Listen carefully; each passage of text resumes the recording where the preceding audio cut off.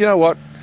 This Queensland, this is a silly, it's a cruel position that the Premier in Queensland is adopting, and it's not evidence-based. It's just simply, I think, off the back of her election.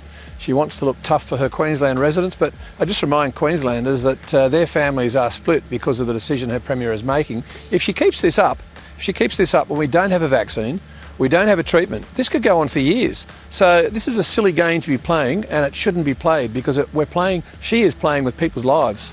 That's the New South Wales Health Minister there saying that he thinks the Queensland Premier is keeping the borders closed as a political move.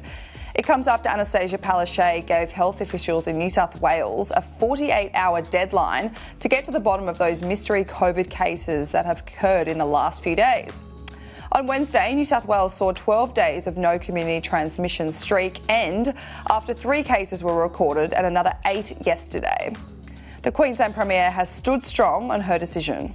Sorry, and I'm the Premier of Queensland, okay? And my job is to keep Queenslanders safe. If the New South Wales Premier is saying that she is on high alert about these new cases, I am now on high alert. But Brad Hazzard remained optimistic this morning that his team was working hard on tracing the cases. Our tracers do an incredible job, and if it can be done, it will be done.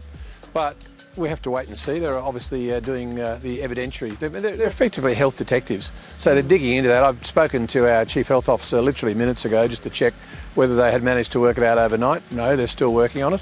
But at the end of the day, what we have to understand is that we are in a 1 in 100 year pandemic.